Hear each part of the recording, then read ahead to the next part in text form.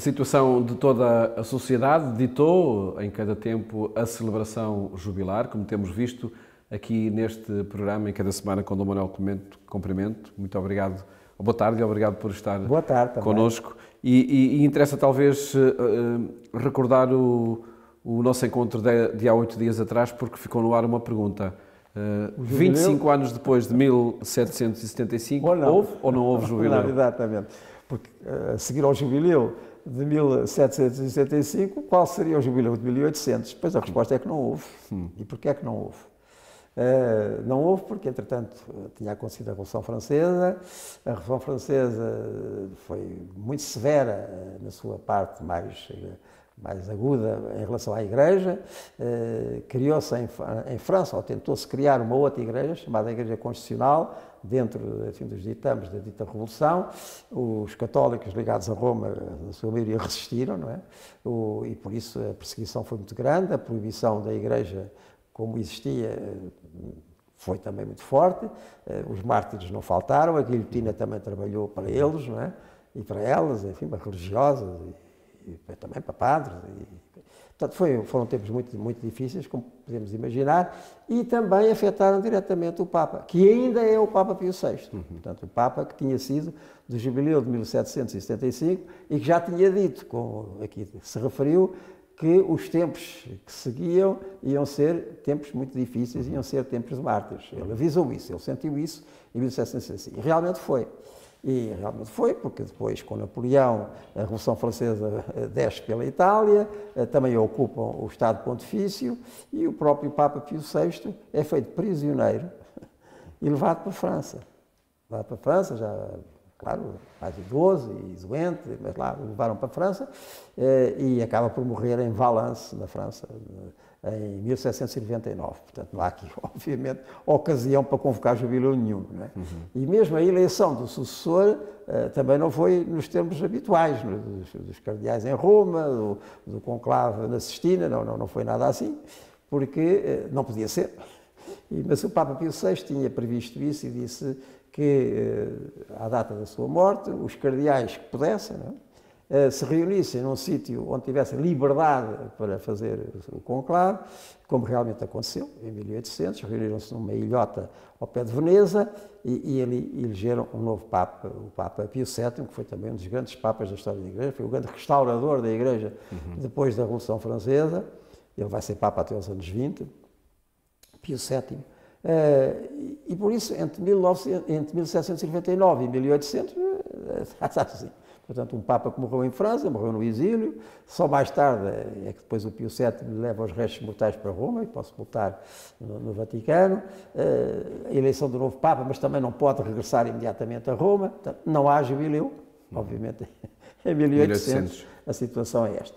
O jubileu que segue, e é desse que vamos falar agora, é o jubileu de 1825.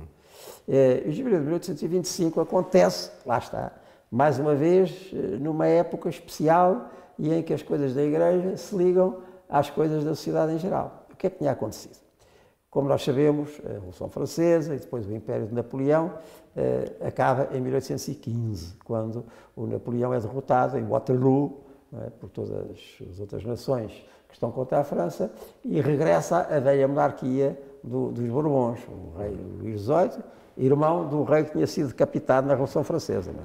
E estamos na época da dita restauração, em que há essa sensação, pronto, que a Revolução passou, esse excesso, esses morticídios, tudo isso é do passado, agora volta tudo a ser como era, ilusão, não é? Mas há ali uns anos em que se vive nessa ilusão.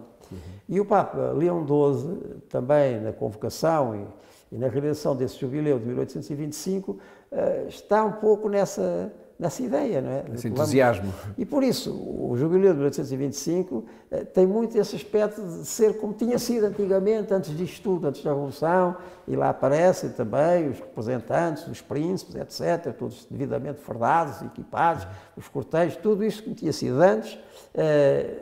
que não quer dizer que não fosse muito austero, porque o Papa Leão XII, que é o Papa deste jubileu de 1825, o Papa Della Genga era muito austero e mesmo em Roma tenta tornar Roma praticamente numa igreja, o que é um bocadinho difícil, mas ele tentou. Ele também era senhor temporal, portanto, a proibição das vendas de álcool, etc., do acesso às tabernas, tudo aquilo assim muito austero, mas pronto, é assim, digamos, o último lampejo do mundo que tinha passado, de profunda coincidência entre o aspecto religioso e o aspecto social e o aspecto cultural, mas as coisas já não iam assim. A cristandade tinha passado, não é? Já tinha passado. Esse jubileu realiza-se, como digo, é o jubileu de Leão XII, 1825, menos concorrência, menos gente do que tinha acontecido, por exemplo, no jubileu de 1750, que é o grande jubileu do século XVIII, agora estamos já no século XIX, e a própria ideia da restauração, o sentimento, não vai durar muito tempo, porque depois, como também se sabe da história, a partir de 1830, a pouco e pouco, voltam, enfim, todas aquelas ideias que tinham estado dentro da Revolução Francesa, ideias da liberdade, da representação, etc., o que também vai trazer novos problemas aos papas da altura, já não o Leão XII, mas o seu sucessor, o Gregório XVI, porque eles também eram os senhores temporais e também em Roma fervilhavam essas ideias de democracia, agora quem governa somos nós, e o que é que faziam os papas. Mas isso veremos depois, a propósito do que vai acontecer no século XIX. Mas este jubileu de 1825 tem essa característica, digamos, revivalista, e também aqui é um sinal de como é que as coisas funcionam ou não funcionam em termos de igreja, sociedade e cultura. Houve jubileus em que tudo isto coincidiu muito e houve jubileus em que isto não foi assim. E esta história também ajuda a compreender de que forma é que nos dias de hoje se celebra o jubileu, também nesse encontro entre igreja, sociedade e cultura. A humanidade essencialmente é a mesma e a proposta eclesial tem 2000 anos. De garantia, como costuma dizer. É de garantia. Dom Manuel, agradeço mais esta apresentação na história dos jubileus e voltamos a encontrar-nos então de hoje a 8 dias para o novo capítulo nesta história dos jubileus na Igreja Católica.